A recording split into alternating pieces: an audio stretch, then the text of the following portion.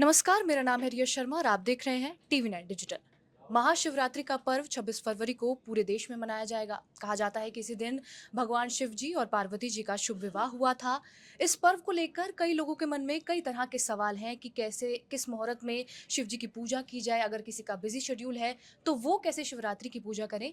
इन्हीं सभी तमाम सवालों के जवाब देने के लिए हमारे साथ मौजूद हैं पंडित जी प्रभाकर चक्रवर्ती शर्मा, जिन्होंने बीटेक एमटेक की पढ़ाई भी की है। इसके साथ साथ वो आध्यात्म के साथ बहुत ज़्यादा जुड़े हुए हैं। वो पहले इंग्लिश पंजाब राइटर हैं और इन्हीं बारों में हम जानेंगे उनसे कि उनका बैकग्राउंड क्या-क्या रहा है और महाशिवरात्रि के जुड़े जो भी सवाल है वो सब उनसे जानेंगे। सबसे पहले पंडित जी, अपने बैकग्राउंड के बारे में बताइए कि आपने बीटेक, एमटेक की पढ़ाई की है। उसके बाद अब आप आध्यात्म से भी इतना ज़्यादा जुड़े हुए हैं, तो उसके बारे में सबसे पहले बताइए। पहले टीवी नाइन भारतवर्ष टीम के लिए आप सबको के लिए मेरा प्रणाम, बहुत बहुत धन्यवाद। महाशिवरात्रि के पर्व दिन में शिवरात्रि क्या है, शिवरात्रि का वैभव क्या है, शिवरात्रि में आज के जो ज़माने में जो टेंशन्स में लोग जो जी रहे हैं उसमें शिवरात्रि को कब बनानी है, कैसे बनानी है, उसका तरीका क्या है, ये सारी चीज़ें जो जानकारी लेने के लिए ऐसे एक उत्तम कार्यक्रम आपने जो चुना है उसके लिए मैं अपने दिल से हृदय से टीवी नाइन को जो है धन्यवाद देता हूँ। आज जो है हम महाशिवरात्रि के जो पर्व दिन के बारे में बात कर रहे हैं। ये महाशिवरात्रि के लिए इस माहौल में जो भी चर्चा हो रही है उसके बारे में बताना मेरा पूर्व जन्म का सुकृत और ईश्वर का अनुग्रह मैं कर रहा हूँ। और जो भी इस कार्यक्रम में शिवरात्रि के बारे में अगर कुछ अच्छा सुनना और उसके इसमें हमने जो चर्चा किया उस हिसाब से अगर उनने शिव जी की पूजा की तो हम सारे जन्म जो है धन्य है करके मैं मानूंगा। जी पंडित जी, अब महाशिवरात्रि कल है, तो उसकी कहानी थोड़ी-सी बताइए हमें और मुहूर्त क्या है सही पूजा करने का, वो बताइए? अभी आपने जो प्रश्न पूछा उसका समाधान ये बताऊंगा। शिवरात्रि क्यों मनाया जाता है, क्या है। हमारे शिव पुराण के अनुसार जो पौराणिक कथा है, काफ़ी लोग बोलते हैं कि शिवरात्रि के दिन शिव पार्वती जी का विवाह हुआ, ये तो सही है। इससे बढ़िया जो यहाँ पे जो कथा हुआ है वो शिव पुराण ये कहता है कि महाशिवरात्रि के दिन एक बार विशेष रूप से इसी फाल्गुन मास कृष्ण पक्ष के समय में ब्रह्मा जी और विष्णु जी के बीच में कौन बलवान कौन शक्तिवान करके लड़ाई हुआ था। तो दोनों के बीच में जब ये वादन चालू हो गया, वो इतना बड़ा युद्ध और लड़ाई के माहौल में चला गया, तो देवता सारे डर गए थे और उन्होंने इस युद्ध को रोकने के लिए भगवान शिव जी की प्रार्थना की। तब इस युद्ध को रोकने के लिए शिव जी ने फाल्गुन मास कृष्ण पक्ष चतुर्दशी के दिन लिंग रूप एक धारण किया था। वो लिंग रूप जो है वो जैसे बोलते हैं ना लाइट रे के रूप में है, मतलब जो है कांति के रूप में उसका जो है लिंगोद्भव हुआ। और उस समय ये बोला गया है कि जो भी इस लिंग का आदि या अंत्य भाग ढूंढ के बताएंगे वो जो है उस सबसे बड़ा शक्तिवान है। तो ब्रह्मा जी ने क्या किया कि उत्तर दिग्भाग में उन्होंने उस लिंग का जो है जो आदि ढूंढने के लिए उन्होंने अपने हंस वाहन को लेकर निकल गए थे। और जो विष्णु जी है जो है दक्षिण भाग जो है गरुड़ वाहन पे निकल गए थे। विष्णु जी को जितना भी दूर जाने के बाद भी उनको उनका अंत्य नहीं मिला और उन्होंने सोचा ये हम मैं ढूंढ नहीं पाऊंगा करके वो वापस आना चालू किए। ब्रह्मा जी को भी वो आदि भाग नहीं मिला और उन्होंने सोचा कि मैं एक काम करता हूँ, मैं झूठ बताऊंगा कि मैंने इसका आदि भाग देख लिया। और वो वापस लौटते समय उसके लिए साक्षी के लिए उनको एक गौ माता मिला और एक केतकी पुष्प करके एक है, उसको उस केतकी पुष्प को जो है इन दोनों को बोला गया है कि मैं ये जब बोलूँगा कि शिव जी को इसका आदि देखा हूँ तो आप दोनों उसका साक्षी जो है बताना है। वो दोनों वो पुष्प और ये गौ माता ब्रह्मा जी से डरे कि अगर हमने ना कर दिया तो ये हमें श्राप कर देंगे। ये दो चीज़ें उन्होंने सोच के वो लोग भी शिव जी के पास जाएंगे और शिव जी के पास जब ब्रह्मा जी ने जब बोला कि मैं इसकी आदि देखा हूँ तो केतकी पुष्प ने हाँ बोला और जो गोमाता है मुंह से हाँ बोल के पूछ से ना बोला है। यहाँ से शिवरात्रि की कथा ये बताती है, शिव पुराण ये बताता है कि जब शिव जी पहचान गए कि ब्रह्मा जी ने गलत बात कही तो उन्होंने तीनों को शाप दिया कि आज से केतकी पुष्प जो है कोई कहीं पे भी पूजा में इस्तेमाल नहीं होगा। और दूसरा जो भी गौ माता की मुंह देखेंगे उसको पाप लगेगा और जो पृष्ठ भाग जो पीछे वाला भाग देखेगा उनके सारे पाप खत्म हो गए, पुण्य प्राप्त होगी। ये उनको श्राप दिया और ब्रह्मा जी को ये श्राप दिया गया कि आज से आपको कहीं पे भी पूजा नहीं होगा, कोई मंदिर नहीं होगी। तब ब्रह्मा जी ने ईश्वर को प्रति प्रति और एक शाप दिया है कि आज से शिव जी की जो भी पूजा होगा वो लिंग रूप में पूजा होगा। इसलिए शिव जी का पूजा लिंग रूप में पूजा करना, क्योंकि ये सृष्टि का मूल ही लिंग रूप है जिसका आदि अंत ही नहीं है। और इसलिए लिंग रूप में शिव जी का आराधन करना शिवरात्रि के दिन, ये फाल्गुन मास कृष्ण पक्ष चतुर्दशी के दिन ये पूजा करना अत्यंत पवित्र माना जाता है। इसलिए नित्य शिवरात्रि अगर कोई नहीं कर पाया, पक्ष शिवरात्रि अगर कोई नहीं कर पाया, मास शिवरात्रि अगर कोई नहीं कर पाया, अगर वो फाल्गुन मास कृष्ण पक्ष चतुर्दशी महाशिवरात्रि दिन अगर उसने अपने दिल से अगर शिवरात्रि की पूजा की, तो उसके सारे शिवरात्रियों का सारे दिन शिव जी का जो उस साल में पूजा किया उसका फल उसको मिलेगा। उतना महत्वपूर्ण दिन है, इसलिए शिवरात्रि को अत्यंत पवित्र दिन माना गया, पौराणिक कथा में स्पष्ट रूप से बताता है। अच्छा पंडित जी, 4 प्रहर की आरती जो है उसका बहुत ज़्यादा महत्व माना जाता है महाशिवरात्रि के दिन, तो उसके बारे में बताइए कि उसका असल में क्या महत्व है? शिवरात्रि के दिन जो है आरती करना अत्यंत महत्वपूर्ण है। विशेष रूप से शिवरात्रि के दिन प्रातः काल, मतलब जो ब्रह्म मुहूर्त है 4 बजे से 6 बजे के बीच में जो आरती होता है, ये विशेष आरती माना जाता है। इसके बाद दूसरा जो दोपहर और तीसरा जो प्रदोष काल के समय में जो आरती होता है, ये भी अत्यंत महत्वपूर्ण है। इससे बढ़िया जो रात को लिंगोद्भव काल में जो आरती होता है, वो शिवरात्रि के दिन अत्यंत महत्वपूर्ण और अत्यंत पवित्र माना गया है। तो अभी हमारे साथ हमारे बाकी सहयोगी भी हैं जो महाशिवरात्रि के बारे में जो उनके सवाल हैं वो पंडित जी से पूछना चाहते हैं, तो एक-एक करके वो भी अपने सवाल पंडित जी से पूछेंगे। पंडित जी नमस्कार। नमस्कार। मेरा नाम दिव्या है और आपने जैसे मुझे एक किताब दी अभी जिसमें लिखा है द ग्रेट साउथ इंडियन पंचांग। तो जैसा आपने अपने इंट्रोडक्शन में भी बताया कि आप साउथ इंडिया से हैं, तो सबसे पहले तो मैं आपसे ये सवाल पूछना चाहती हूँ कि साउथ इंडिया और नॉर्थ इंडिया, क्या इन दोनों के पंचांग अलग होते हैं? और दूसरी बात, क्योंकि हम शिवरात्रि पे बात कर रहे हैं, तो पूजा की विधि जिस तरीके से नॉर्थ इंडिया में पूजा होती है और साउथ इंडिया में पूजा होती है, आप उसके बारे में एक बार दर्शकों को बताएं। देखिए, पंचांग गणन में कोई भेदभाव नहीं है, साउथ हो नॉर्थ हो, बट साउथ और नॉर्थ के पंचांग में कुछ चीज़ों में अंतर है। उदाहरण जैसे मैं आपको बताता हूँ, दक्षिण भारत के गणनों में दक्षिण भारत में अमावास्या के दिन उस मास का जो है समाप्त होता है। जैसे माघ मास हमें शुक्ल पक्ष पाड्यमी से लेके अमावास्या तक जो है उसको माघ मास बोला जाता है, और उत्तर भारत के गणन में उसको पौर्णिमा के दिन जो है उस मास का खत्म होता है। अगर जैसे कि आपको माघ पूर्णिमा को माघ खत्म हो गया और माघ पूर्णिमा के बाद जो कृष्ण पक्ष पाड्यमी आ गया, वहाँ से फाल्गुन आ गया, बल्कि दक्षिण भारत में अभी भी माघ मास चल रहा है। एक तो ये फर्क है। दूसरा, थोड़ा जो चक्र बनाते हैं, चक्र में भी थोड़ा सा वो स्टाइल में थोड़ा सा भेदभाव है। मतलब उसमें ग्रह तो सेम है, उसमें जो है जो भी राशि वो भी जगह सही है, सब सही है। वो चक्र में जैसे कि सव्य अपसव्य करके चक्र में बताते हैं। दक्षिण भारत में सव्य चक्र बनाते हैं और उत्तर भारत में उसको अपसव्य में बनाते हैं। थोड़ा इसका फर्क है। बाकी गणनों में किसी चीज़ में कोई फर्क नहीं। इसलिए आपको आप देखा जाएगा तो जैसे कि माघ मास के चतुर्दशी, फाल्गुन मास के कृष्ण पक्ष चतुर्दशी, दोनों दिन, क्योंकि आपको जिस दिन दक्षिण भारत वाले बोलते हैं कि ये पूर्णिमा है, तो उत्तर भारत के गणन में भी वो भी पूर्णिमा रहता है, तो उसमें तो कोई फर्क नहीं है। गणन में कोई फर्क नहीं है। थोड़ा ये अमावास्यंत और पौर्णिमांत होने के कारण ये थोड़ा सा भेदभाव लोगों को दिख रहा है। दोनों एक ही है। महाशिवरात्रि शिव जी को कहीं ना कहीं, जो खासकर लड़कियां हैं जिनकी शादी नहीं होती, वो एक सावन सोमवार रखती हैं शिव जी की आराधना के लिए, तो क्या महाशिवरात्रि से भी उसका कुछ एक तालमेल है कि जो कहते हैं कि शिव जी जैसा वर चाहती हैं या उसकी कामना करती हैं, क्या उसका भी कुछ लिंक है शिवरात्रि से, कि अगर वो ऐसी कोई खास पूजा करें या कुछ ऐसा करें जिससे उनकी मदद हो? पार्वती ने शिवरात्रि के दिन शिव जी की पूजा करके ही शिव जी से पति पाया है।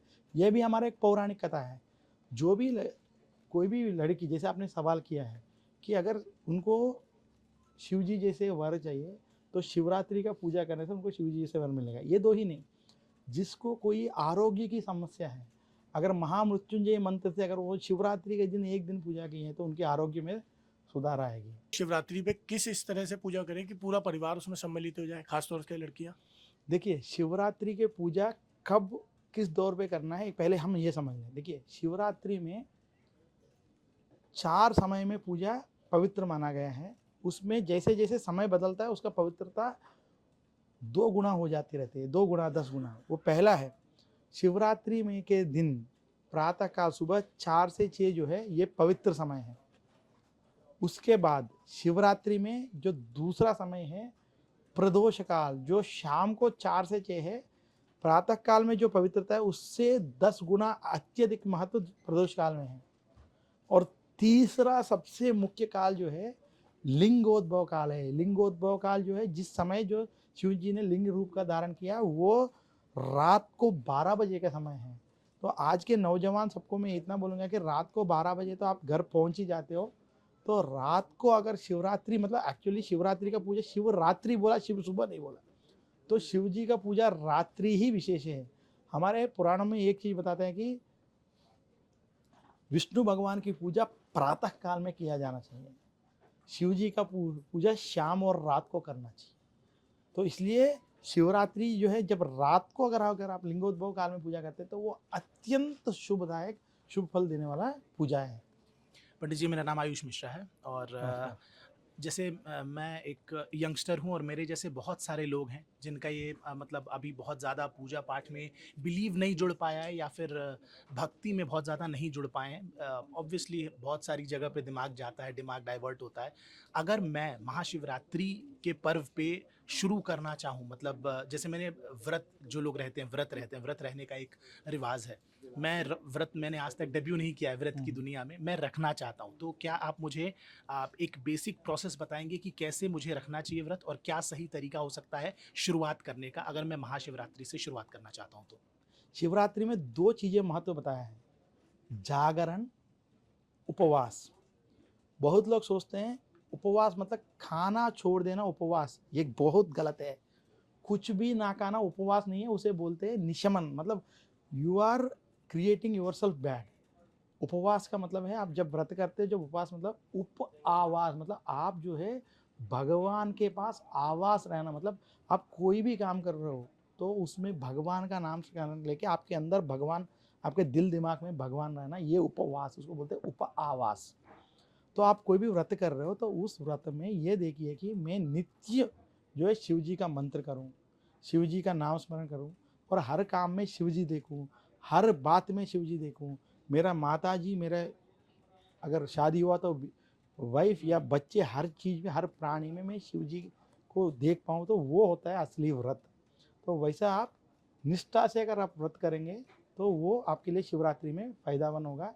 जिसमें आप कोई भी काम कर रहे हो जी शिव जी का जय भोलेनाथ, ओम नमः शिवाय करके शिव जी का नाम स्मरण लेके आप काम करो तो वो आपके लिए सर्वश्रेष्ठ व्रत होगा। उसी व्रत में आप शिव जी को जो है पंचामृत से पूजा करना या कम से कम गंगा जल से पूजा करना, ये सारी चीज़ें आप कर सकते हैं।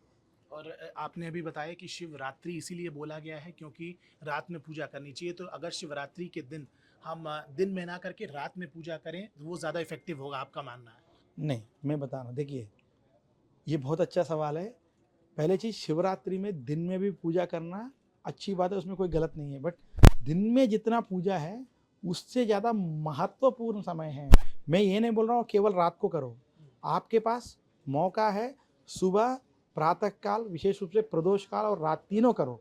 अगर आपके पास आज की दुनिया में अगर किसी भी कारण कोई, जैसे कि उद्योग में या जो भी है, कोई बुधवार के दिन आ रहा है, आप लोग जो है ऑफिस में है नहीं कर पा रहे हैं, तो उसमें कोई चिंता करने की जरूरत नहीं, क्योंकि रात्रि सबसे श्रेष्ठ होता है।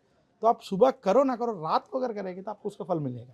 पंडित जी नमस्कार, मेरा नाम आयुषी चतुर्वेदी है। मेरा सवाल ये है कि आपने बता दिया कि किस समय पे पूजा करें, लेकिन क्या शिव जी को कौन से फूल चढ़ाएं जिससे वो काफ़ी खुश हो जाए? शिव जी को जो है ना, गंगा जल के अलावा शिव जी को पानी, मतलब जो जल के अलावा कोई चीज़ चढ़ाने की जरूरत नहीं है।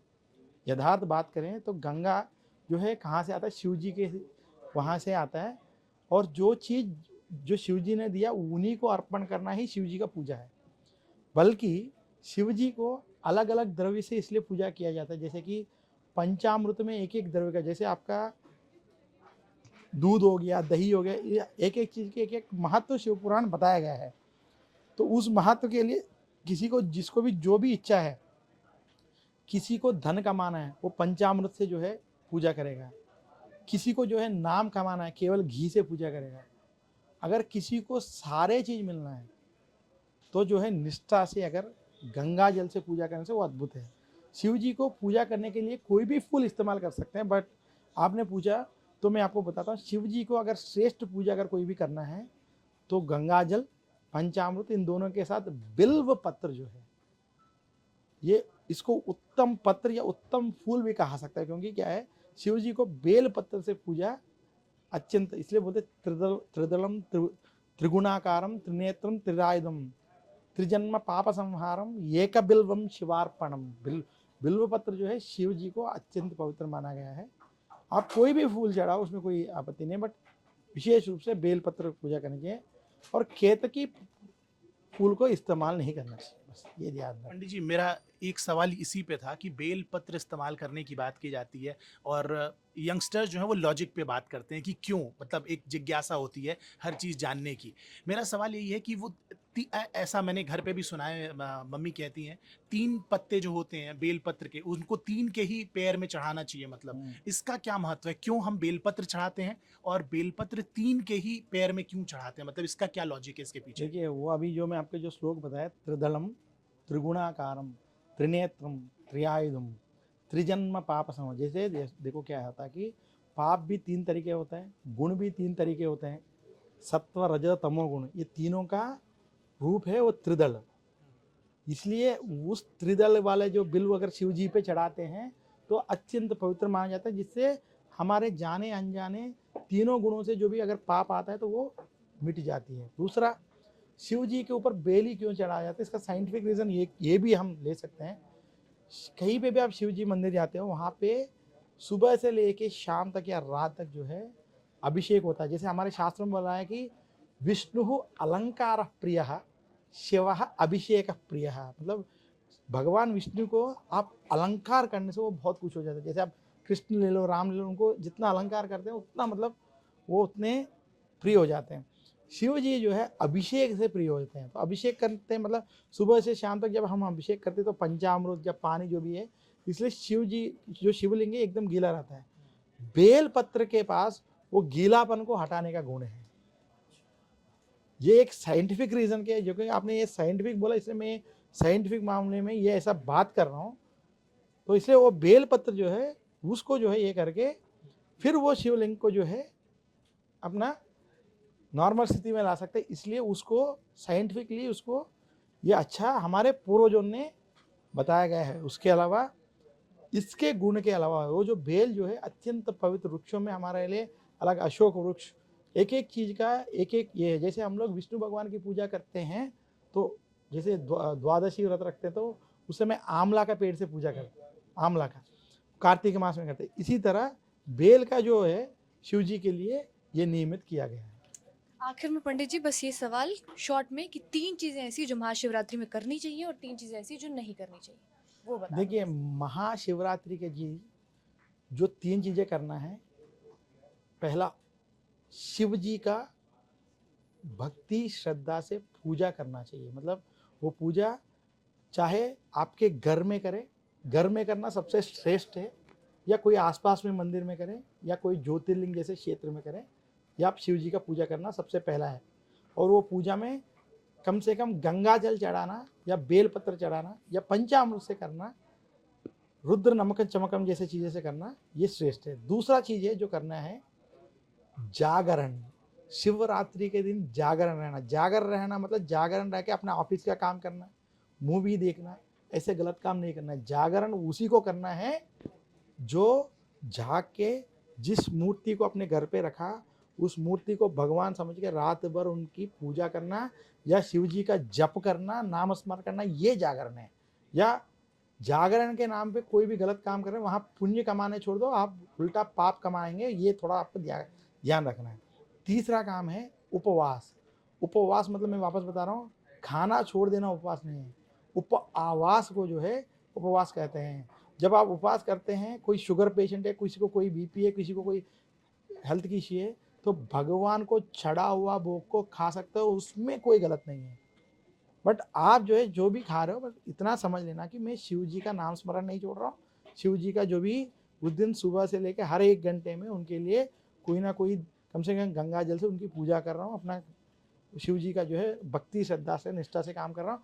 उस दिन किसी के ऊपर गुस्सा नहीं हो रहा हूँ, किसी को कोई डांट नहीं रहा हूँ, और सबके साथ सबके अंदर शिव को देख रहा हूँ। ये जो है उपवास होता है।